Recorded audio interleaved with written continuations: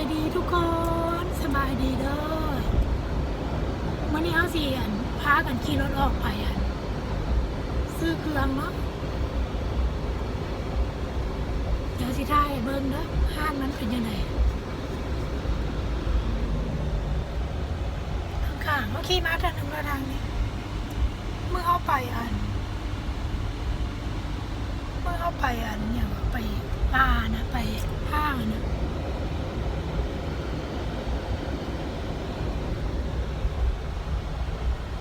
ถ้ากันมาห้างนี้เรามาซื้อเครื่องไส้เราก็เจ้าใส่ผัวเมียไปทั้งกันหมดแล้วเนี่ยต้องรอบข่าวก็เจ้าให้ท่าต้องได้ยืนเลี้ยนแถวกับคุณสามี2 คนเพราะว่าคนอยู่ในหลายแล้วก็เจ้าให้ท่าในนึงเดี๋ยวสิพาเขาไปทางในแล้วยืนท่าโดนแล้วพี่น้องเขายังบอกมาเด็กพวกก็เจ้าไปก่อน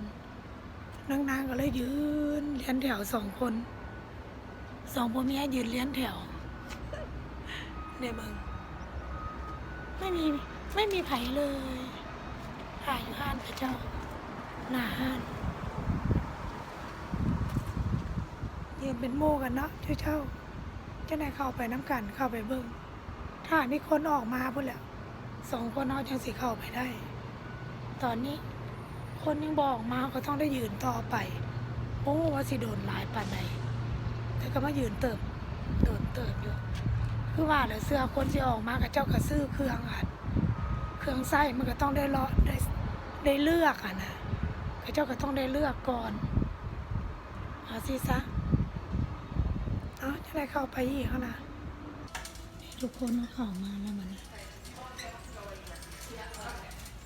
ซื้อเครื่องเบิ้งของนี่อย่างนี้บางห้างไฟกับเจ้าปลาอย่างที่เนาะเขาก็อยากถ่ายพี่น้องเบิ้งคือสมมติมันมีอย่างนี้อย่างห้างกับเจ้ามา Thank you.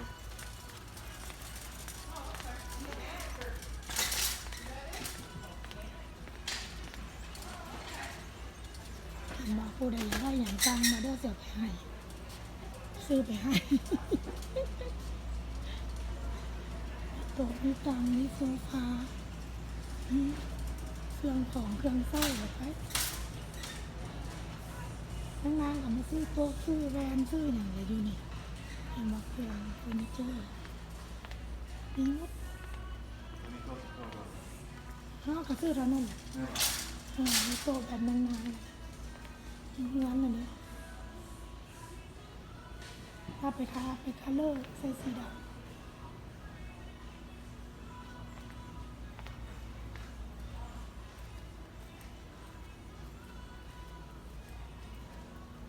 ลูกชายอยากได้ตังค์อันนี้แหละไปเล่นนะไปเล่นเกมนะว่ามันเอาไปอย่างไร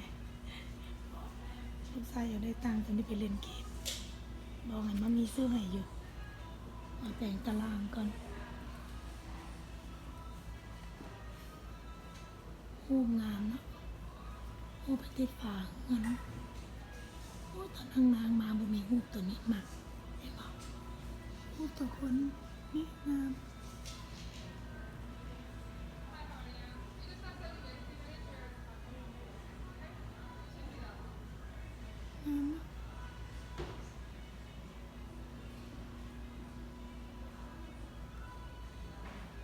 มาหูเลยเจ้า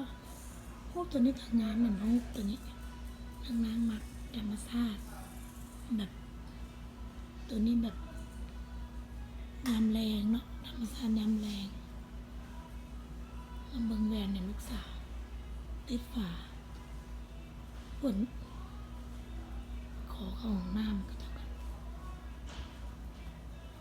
ออกมาหมดใหม่เอาตรงนี้มันเป็นขีด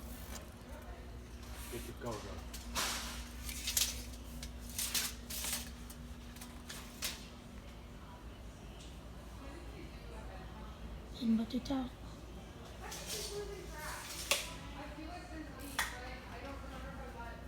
ตัวนี้มาของซัมโลมาซัมฮงโลมา เจ้าจับให้ข่อยตัวนี้ย่ำข่อยใส่แล้วจังเอาใส่จังสั่นน่ะใส่หมดเด้อ ทุกเวนโทษทางผู้ใดยังได้อันใดไปขอเข้าห้องน้ำแล้วก่อนมาบ่พอบึดปวดเบาแล้วเด้อเห็นบ่งามเนาะท่านก็ไปขอเข้าห้องน้ำแล้วกันเนาะ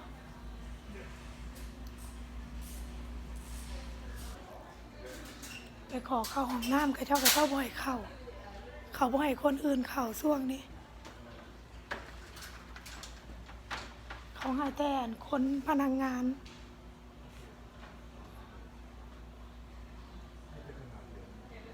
แม่นไหม มีขาตั้ง ตั้งใส่ขาก่อน เจ้าการเขาออกตัวบอกมันนั้น เอาเพราะบัดเท้าสิใส่ขาเพื่อเอาไปตั้งของอะไร โอเค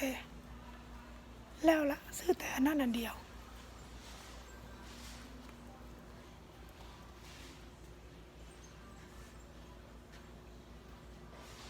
งามมาก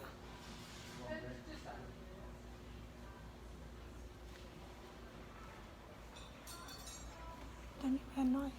ห้องโลมามีแล้วแวนตัวนี้แต่ว่าเพิ่นอยากได้ตัวใหญ่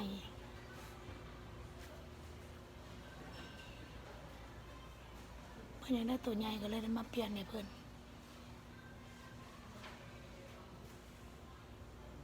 โอเคเฮาสิทายตอนขี่รถเมื่อนะวันนี้เนาะขี่รถเมื่อบ่ชมวิวน้ำกัน เห็นกันไหมเอ้าเดี๋ยวสิเจ้าเอาเด้อเวลาหนูมาละ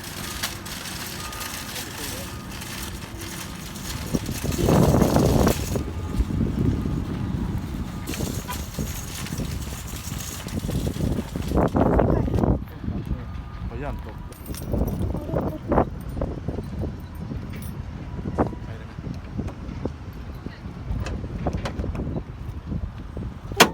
เอาค่ะ ตกเลย เห็นแล้วเลยท้ากันได้นะ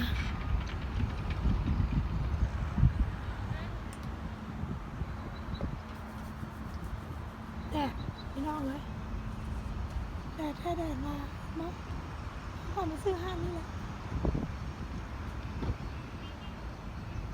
คนได้ไล่นับเขาคนกับว่าได้หลายเลยเขาให้เขาทานเอาผู้เดียววะได้ปะ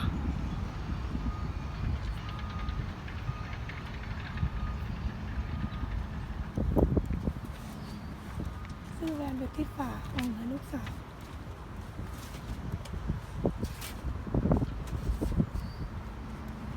ลูกชายเป็นบ่าวแล้วคงไม่ต้องการลูกชายเนี่ยนอกจากจะเอาแวนติดฝาอย่างมันบอกแต่แล้วแต่ดอกว่าคือมักโมมักแล้วลูกชายเป็นไม่ต้องการมัน นั่งกับขึ้นไป ฮะ ไปขึ้นไปประตูเจ้าไป ให้ยัง ใส่ ให้ยัง ต้องใส่ไปข้าง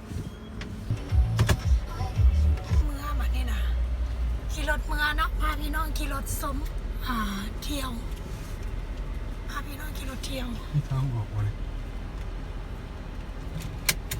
ที่บริเวณของทางเก่าคุณวะเอามากินนี่เขาอะนะเขาได้มาทางใหม่เพราะว่ากับเจ้าวัน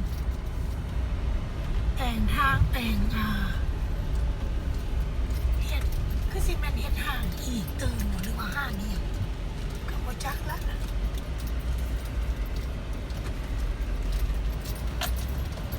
ในเดลีนเดี๋ยวพี่ก็มีนะ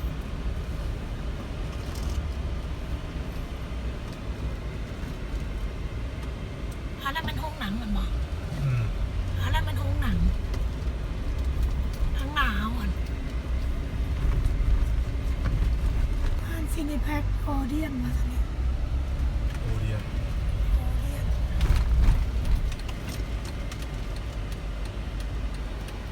เนาะทุกคนไปบ่ได้บัด ไปทางไหนได้ทางนี้ไปหมดได้ โอเคไปทางไม่ได้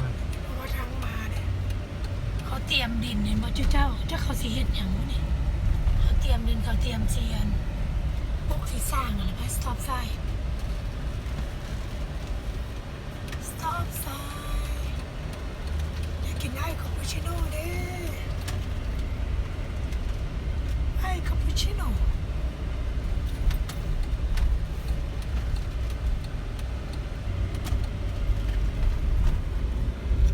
ขี่รถสมเมืองเนาะ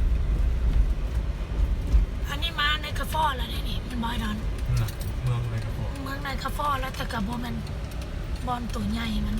ถ้าหนาสิพาไปเมืองน้ำตกในคาฟอไปเล่นภาคแถวนั่นค่ะเพื่องานด้วยกัน ต้องไปเลยครับ ใกล้ๆดีมั้ย ก็ฝากเมืองหมดแล้วฝากเมืองหมดแล้วตอนนี้ในแมนยูทางนะ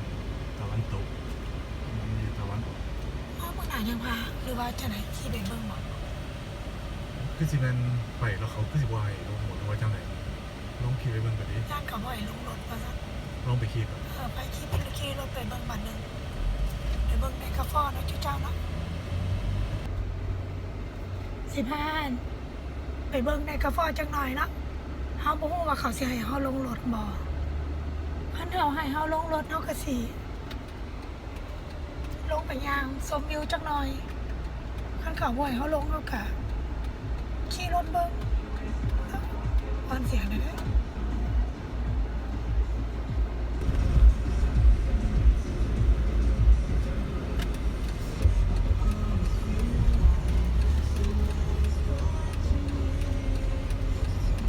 โค้งหน่อยหนึงตอนยังน้อยนี่นานๆคันโค้งสิโอ้ยสลบสลายวิน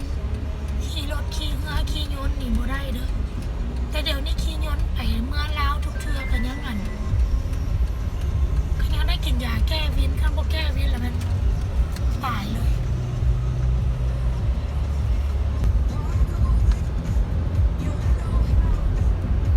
มีเสียงเพลงนี่ผ่อนเสียงหน่อยหนึงก็ได้ที่นั่นก็เจ้าสิว่าเขาเปิดเพลงใส่เนาะฮึบฮึบฮึบดอกอันนี้ต้นงามต้นหมอกต้นไม้ความงามอยู่เจ้าเอ้ยว่าสิฮอดในกาฟอนะแนวมาฮอดในกาฟอแล้วเจ้าเอ้ยฮอดในกาฟอกับบ่มีคนแต่ก่อนสิคนบ่ให้เว้าแล้วแถวนี้ผ่านเฮ็ดผ่านปวกหมดแล้วตอนนี้เราบ่มีคนแล้วไม่มีใครเลย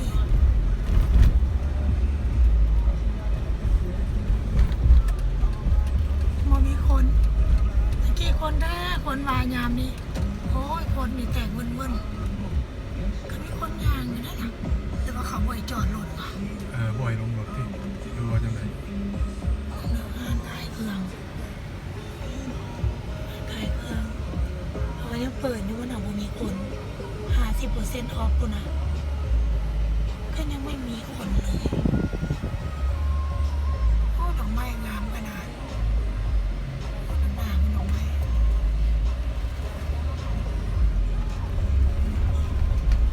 ขี่รถสมเมือง ว่าเขาเปิดแล้วจะว่ามาอีก แล้วก็จะเปิดแล้วสิพามาเที่ยวอีกเนาะว่าก็มีคนลงไปอยู่ด้วยล่ะโอ้ดอกไม้งามขนาดเลยเจ้าไหวลืมเพลงก็ได้ในเพลงนี่ แม่นบ่ มาน้ำตกในกาฟอพวกเจ้าพวกแขกพวกอย่างเงี้ยก็พาลุงมาย่างเลยส่วนหลายคันนั้นเขาจะมานั่งปิกนิกเต็มอยู่ในคนน่ะเห็นปะน้ำตกในกาฟอ เขาจะขี่เดี่ยวกลับคืนมา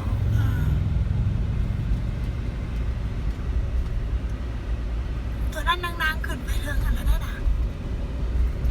กินข้าวอยู่ทางนี้ พากันไปกินข้าวอยู่เทิงมูมาแต่ฝรั่งมาอย่างก็เลยพากันไปเล่น กินข้าวขี่เรือไปกล้องน้ำตกกูแหละใกล้ๆน้ำตกกูแหละเมืองตอนนี้ก็บ่ได้ไก่จากเมืองนางๆอยู่เนาะขี่รถกัน15 นาที20 นาที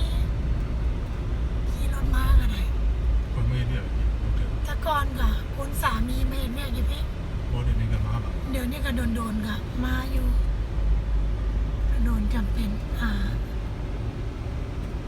มาเรียกมางานกับเจ้าแหละกับเจ้ากับมาสิเห็นไหมเจ้าน้ำตกไนกราฟอยมองน้ำอ่ะน้ำเลยเนาะจะไหนไปเบื้องน้ำไทยเบื้องไม่เข้ากับมาอยู่เขากับมายางอยู่ คนบ่หลายอาจจะแม่นวันจันทร์ว่ามื้อนี้วันจันทร์ คนบ่หลายคือเก่านะ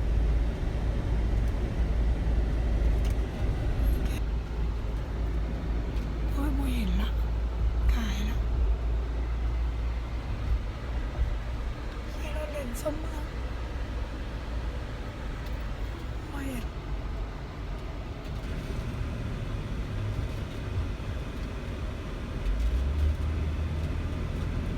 เขาก็เปิดอยู่นะแล้วก็มีคนมาบางหลายเมืองภาคกิ้งรอดรถหลายละ มื้อนี้วันจันทร์แต่คนบ่หลาย แต่ก็ยังมีคนอยู่อะนะภาคกิ้งรอดก็ยังรถเต็มอยู่เลยล่ะเห็นบอกเขาเจ้ามานั่งเล่นกินข้าวปิกนิกอหย่างสินะ ครอบครัวไปครอบครัว เอ มา อ